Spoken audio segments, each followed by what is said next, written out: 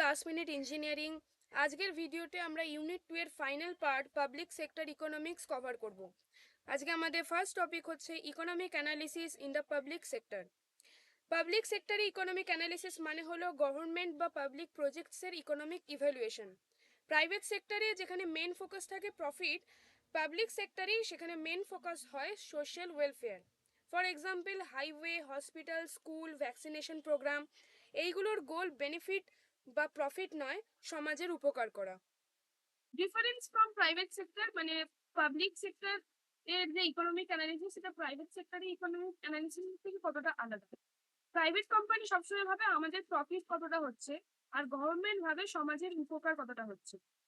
Public sector analysis দেখে future generation কি পাবে, লং টার্ম ইম্প্যাক্ট কি, সব মানুষের উপর এফেক্ট কি। তাই পাবলিক সেক্টর ইকোনমিক্স একদম আলাদা লেন্স ব্যবহার করে।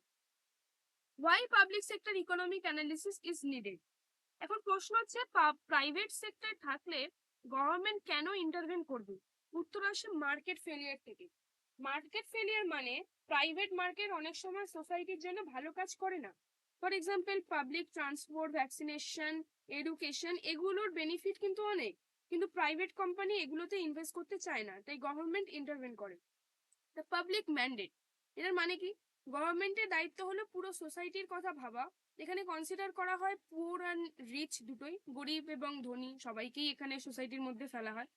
Present plus future generation, long term welfare, short term profit এখানে প্রায়োরিটি না। Characteristics of public sector projects. Public sector প্রজেক্টসে কিছু কমন ফিচার আছে। ফার্স্ট হচ্ছে লার্জ ক্যাপিটাল ইনভেস্টমেন্ট। পাবলিক প্রজেক্টসে ইনভেস্টমেন্ট অনেক বড়, কোটি বা হাজার কোটি টাকাও যেতে পারে। For example highway, metro rail, power plant. তাই ভুল ডিসিশন নিলে কিন্তু লস প্রচন্ড পরিমাণে হয়। এক্সটেন্ডেড প্রজেক্ট লাইফ, এই প্রজেক্ট 30 থেকে 50 বছর বা তারও বেশি চলে, মানে maintenance, future demand, technology change সব কিছু কনসিডার করতে হয়। Wide spread social impact, public প্রজেক্টসে বেনিফিট শুধু একজন ব্যক্তি পায় না, পুরো সোসাইটি পায়। Quality of life, employment, development সবকিছুই এখানে এফেক্ট হয়।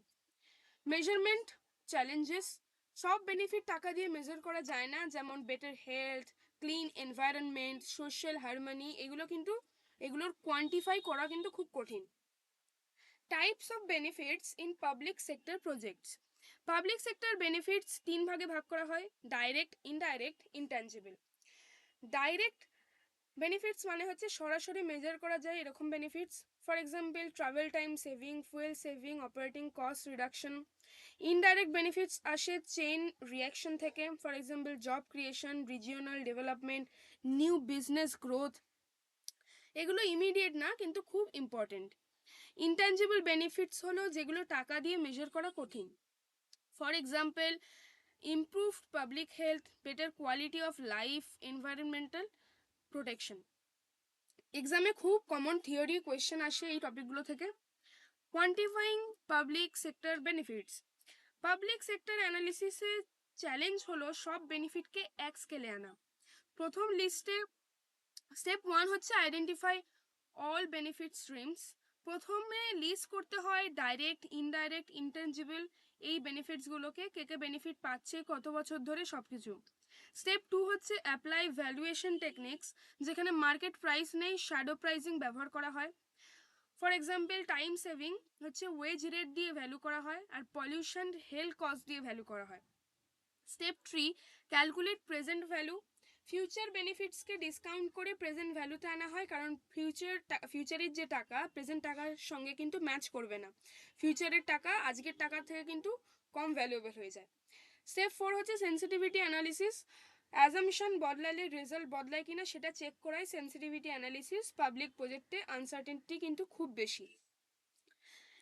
ভ্যালুইং ড্রব্যাকস অ্যান্ড কস্ট, পাবলিক প্রজেক্টে শুধু বেনিফিট নয়, কস্টও অনেস্টভাবে কাউন্ট করতে হয়। কি কস্ট ক্যাটাগরিজ কি কি আছে এখানে?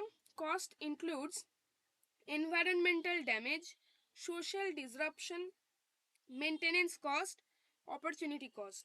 ফিউচার জেনারেশনের উপর বার্ডেনও কিন্তু এখানে কনসিডার করতে হয়, কারণ আমি আজ যে প্রজেক্ট করছি সেটার ফিউচারের যে জেনারেশন আসবে তাদের উপর কি প্রভাব ফেলবে সেটাও কিন্তু সরকারকে ভাবতে হয়। এবার আমরা দেখব social cost versus private cost. Private cost মানে হচ্ছে কোম্পানির ডাইরেক্ট এক্সপেন্স, মানে কোম্পানি কত খরচা করছে, কতটা ইনভেস্ট করছে কোনো প্রজেক্টের পেছনে। সোশ্যাল কস্ট মানে হচ্ছে private cost plus external cost. Public সেক্টরে সোশ্যাল কস্টটাই কিন্তু ইম্পর্টেন্ট। সোশ্যাল কস্টের ফর্মুলা কি? Social cost equals to private cost plus external cost. For example ধরো ফ্যাক্টরি কস্ট 10 মিলিয়ন আর পলিউশন কস্ট 5 মিলিয়ন, তাহলে সোশ্যাল কস্ট হচ্ছে 15 million. এখানে একটা তোমাদের কেস স্টাডি দেওয়া আছে, হাইওয়ে কনস্ট্রাকশন প্রজেক্ট। এখানে কি বলছে ভালো করে বোঝো। প্রজেক্টের ওভারভিউটা আমি আগে বলি। 50 মাইল নতুন আর বড় ইন্টারস্টেট হাইওয়ে বানানো হবে। এর টার্গেট কি? দুটো বড় শহরের মাঝে ট্রাফিক কনজেনশন কমাতে হবে। খরচ পড়বে $2.3 বিলিয়ন, সময় 5 বছর। বেনিফিটস মানে ভালো দিক কি কি আছে না, প্রতিদিন যাত্রীরা গড়ে 25 মিনিট সময় বাঁচাবে। সময়ের দাম ধরা হয়েছে 18 ঘন্টা, $18 পার আওয়ার, তাই এটা সবচেয়ে বড় লাভ। ফুয়েল সেভিংস কি না, ট্রাফিক কম হলে জ্বালানিও কম খরচ হবে। আর অ্যাক্সিডেন্ট রিডাকশন, ভালো রাস্তা হলে অবভিয়াসলি অ্যাক্সিডেন্টের সংখ্যাও কমবে অনেক। কস্ট আর বা নেগেটিভ ইম্প্যাক্টস মানে খারাপ দিক কি কি আসছে না, ল্যান্ড অ্যাকুইজিশন, রাস্তার উপর তুমি কাজ করবে, রাস্তার উপর মানে কারোর বাড়ির জমির উপর তুমি রাস্তা বানাবে, তো তাদেরও তো রিলোকেট করতে হবে, তারা কোথায় থাকবে? তো রাস্তার জন্য জমি নিতে হবে, 340টা পরিবারকে রিলোকেট করতে হবে, এটা হচ্ছে বড় সোশ্যাল কস্ট একটা। এয়ার পলিউশন কস্ট কি না, গাড়ির ক্যাপাসিটি বাড়লে এমিশন 8% বাড়বে, তাই পরিবেশেরও ক্ষতি হবে। গ্রাফটা বেসিক্যালি কি বোঝাচ্ছে এখানে, ডান দিকের বারটা হচ্ছে লাভ মানে বেনিফিটস, বাঁ দিকে থাকা বারটা হচ্ছে খরচ কস্ট। ট্রাভেল টাইম সেভিং সবচেয়ে বড় পজিটিভ ইম্প্যাক্ট, ল্যান্ড অ্যাকুইজিশন সবচেয়ে বড় নেগেটিভ ইম্প্যাক্ট। এই অ্যানালিসিসে দেখা হচ্ছে সময়, টাকা আর নিরাপত্তার বেনিফিট ভার্সেস পরিবেশ ও মানুষের ক্ষতি।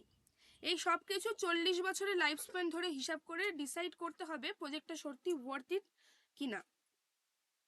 এবার আমরা চলে আসি পরের টপিকে, evaluation criteria in public sector.